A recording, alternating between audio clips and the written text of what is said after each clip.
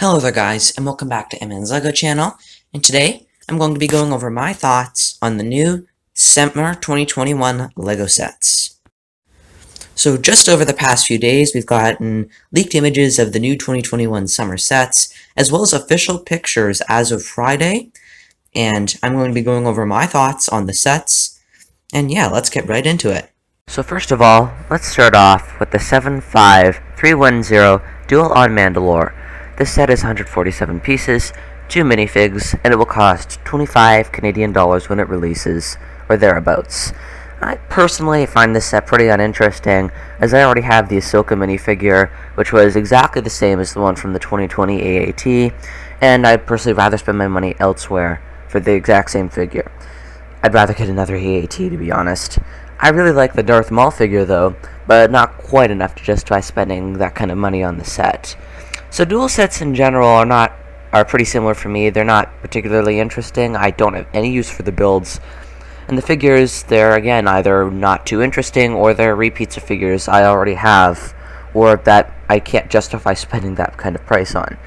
And that doesn't mean it won't interest you, and if you want either or both of the figures included in the set, and think that the $25 price is justified, I think that the set is for you. For me, however, there are other things that interest me a little more, and we'll get into those in a bit. So next we'll get into set 75316, which is the Mandalorian Starfighter. So this set has 544 pieces, 3 minifigures, and it'll cost $80 Canadian when it releases.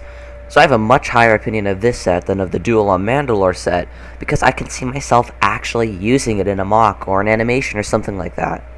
I also like the minifigures much more, especially the Gar Saxon figure. I think they did a great job with the mold for the figure, though the horns could have been a little more pronounced. That's just my opinion, though. The Starfighter build itself is really good, and it seems to be a nice upgrade to the 2012 version. And on a side note, it comes with a bunch of helmet accessories for the figures, which we haven't seen in years in a set, and they're great for custom clone troopers. I use them all the time. The biggest problem with the set for me is the lack of additional figures.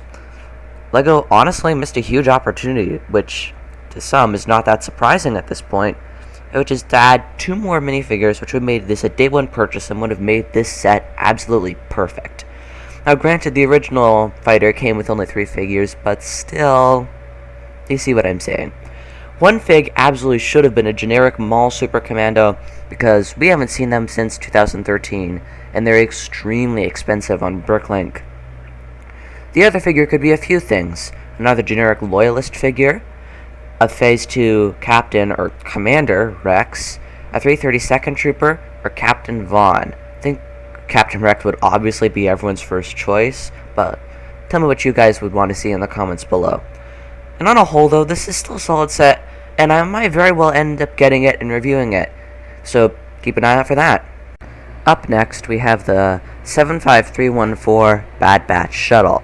So you guys have already seen this set about 1.5 million times, so I won't spend too long on it, but the Batch Shuttle is another great set from this wave. The build is very good, and I think the sand blue accent color is actually accurate to the show, based on what I've seen of it in the show. And there was actually a big dispute about this that a whole bunch of creators have already covered, so yeah. The figures are overall very good, in my opinion, though an Omega figure would have been a welcome inclusion because she's a very significant part of the Bad Batch. And I guess I can't blame LEGO, but it still would have been a nice inclusion. And one other thing I wish is that Echo's helmet was a unique mold, which would have been much more accurate to the show, but it still looks very good. And they only did a custom helmet for Tech, so I can't really complain. So up next, we have the 75311 Traxler Marauder. So I think that the Mandalorian sets this wave in general have been the best sets of the wave, even better than the Clone Wars sets, which are already really good. And this set is no exception. The set comes with 4 figures, which are Greef Karga, 2 Stormtroopers, and a Mortar Trooper, so this set will be great for army building as far as the Imperial Army goes. The Mustard Trooper is a great figure, and I think is the best of the set. The Greef Karga looks slightly different than the one on the Razor Crest, so it will be an exclusive figure, for now at least. And the 2 Stormtroopers are, well, Stormtroopers, and they look very good.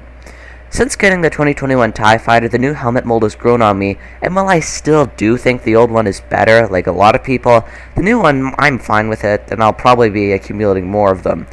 And I'll be definitely getting one or more of these sets specifically, and I think this is my favorite set of the wave because of its price, because of the figures, and just in general, I really like it. And up next, we have 75315, which is Moff Gideon's Light Cruiser. While the Traxxas Marauder is my favorite set of the wave, Moff Gideon's Light Cruiser is a very close second. It comes with 6 figures, which are Mando in Beskar armor, Grogu or Baby Yoda, Cara Dune, Fennec Shand, Moff Gideon himself, and a Dark Trooper. So Mando and Grogu are the same figures as in the Trouble on Tatooine set, so nothing new there, except for the Beskar Spear, which is his only accessory. A little disappointing, but as it is what it is.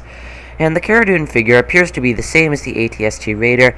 It might be slightly different, I don't know for sure, the pictures are a little bit hard to see. Fennec is unique to this set and has a custom helmet mold, which is very accurate to the in-universe character and looks really good. And the Moff Gideon figure is a really great figure as well.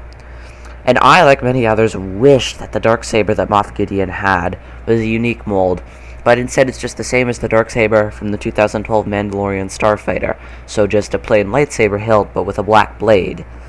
It's not really a big deal, and custom ones can be bought for not too much money from like AV Figures or Jonak Toys or something like that, but it's still disappointing that LEGO didn't do it themselves. So despite all of this, the best figure of the set may very well be the Dark Trooper figure. It's very accurate to the actual Dark Troopers from the show, and it looks absolutely perfect. LEGO actually knows what they're doing here, which is really great to see. So, while the figures are really good, the cruiser itself is honestly a bit lackluster compared to that. The main body looks good and very accurate, but the bridge is wacky and disproportionate compared to the rest of the ship. The TIE fighters that there are look hideous, and they remind me of an advent calendar build from 2012. We don't know what the interior looks like for sure, but I'm pretty sure it'll be small and lackluster, as most larger sets' interiors are these days. So on a whole, it's not a bad ship design, and I do like it for the most part. But for the $180 to $200 Canadian that it will likely cost, I would honestly expect a lot more than what I'm thinking we'll get. It's still a great set, and the figures are absolutely excellent, but to me, it's not worth the price. So up next, we have the 75312 Slave 1. So this set was a surprise to many, including me, in a really good way when it was revealed. It's based off The Mandalorian Season 2 instead of Episode 5, which makes the set more worth it to many. But for me, it was overpriced before the images were even revealed at all, and it's still overpriced now. Most of this is because there are only 2 figures, which are Mando and Boba Fett. So Mando is again the same figure from Trouble on Tatooine, which I guess makes sense, but it's the same figure we're getting 3 times already. And the Boba Fett is a brand new figure and based off his appearance in The Mandalorian, and it's an excellent figure, don't get me wrong, but it's not worth $60 or $70, which is what the set will probably cost in Canada. I think another figure or two would have been appropriate for this set, and a much needed inclusion, which is on par with the similarly priced and similar piece count X-Wing from earlier this year, which had 4 figures, because 2 is just not enough no matter how you twist this. Is the set bad? No, but for me, it's just not worth the money. Similarly to the light cruiser we just looked at, but more so in this case. And to conclude this video, we have 75296, which is Darth Vader's Meditation Chamber. So this is another set that we have official images of, and from these images, I can tell that it will be a really good set for somebody else. I'll get to that in a moment. So the 2 figures that are included are Darth Vader with arm printing, and Captain, not yet Admiral, but Captain Piet. It was a nice touch that LEGO gave Piet a captain's uniform in this set, which is accurate to the scene as he had not quite been promoted to Admiral yet. And it was great to see Darth Vader with arm printing in this set.